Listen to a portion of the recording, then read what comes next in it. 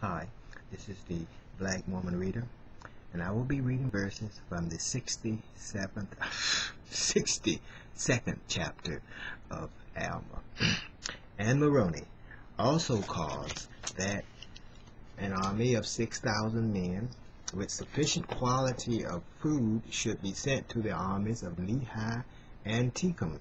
And it came to pass that this was done to fortify the land against the Lamanites.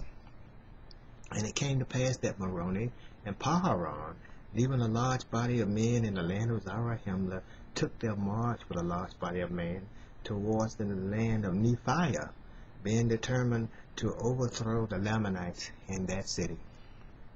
And it came to pass that as they were marching towards the land, they took a large body of men of the Lamanites and slew many of them and took over their provisions and weapons of war.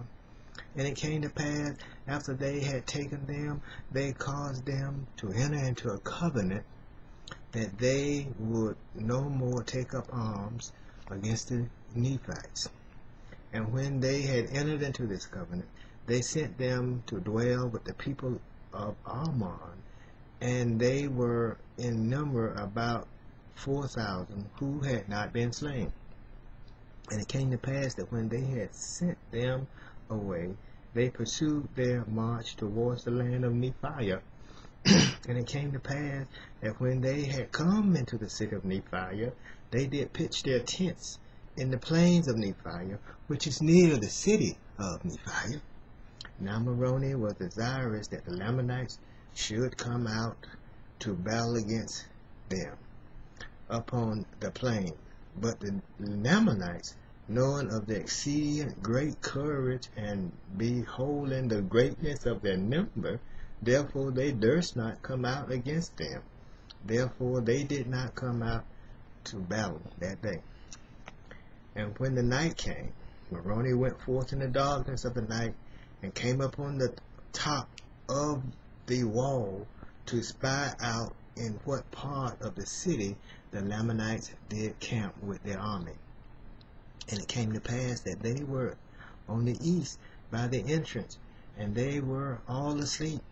And now Moroni returned to his army, and caused that they should prepare in haste strong cords and ladders to be let down from the top of the wall into the inner part of the wall. And it came to pass that when Moroni caused that his men should march forth and come up on the top of the wall, and let themselves down into that part of the city, yea, even on the west, where the Lamanites did not camp with their armies. And it came to pass that they were all let down into the city by night by means of their strong cords and their ladders. Thus when the morning came, they were within the walls of the city.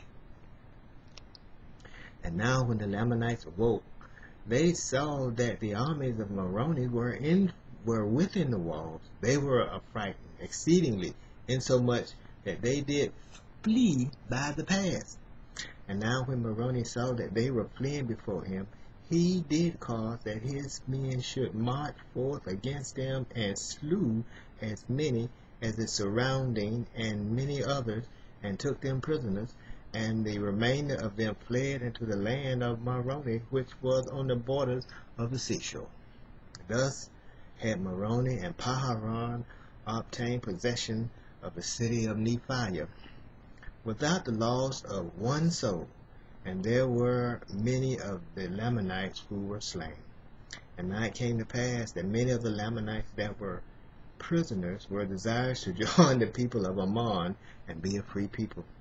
And it came to pass that as many as were desirous unto them, it was granted according to their desires. Therefore all of the prisoners of the Lamanites did join the people of Ammon, and did begin to labor exceedingly, tilling the ground, raising all manner of grain, and flock and herds, and every kind. And thus was the Nephites relieved from a great burden, yea, insomuch that they were relieved from all the prisoners of the Lamanites. And now it came to pass that Moroni, after he had obtained possession of the city of Nephia, having taken many prisoners, which did reduce the armies of the Lamanites exceedingly, and having regained many of the Nephites who had been taken prisoners, which did strengthen the armies of Moroni exceedingly. Therefore Moroni went forth from the land of Nephia to the land of Lehi. And it came to pass that when the Lamanites saw that Moroni was coming against them, they were again affrighted and fled before the army of Moroni. And it came to pass that Moroni and his army did pursue them from city to city, until they were met by Lehi and Tecum, and the Lamanites fled from Lehi and Tecum, even down among the borders by the seashore, until they came to the land of Moroni.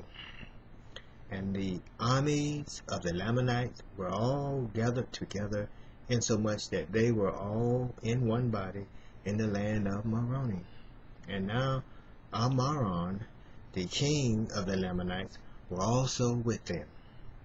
And it came to pass that Moroni and Lehi and Tecum did encamp with their armies round about in the borders of the land of Moroni, insomuch that the Lamanites were encircled about in the borders by the wilderness on the south, and in the borders by the wilderness on the east.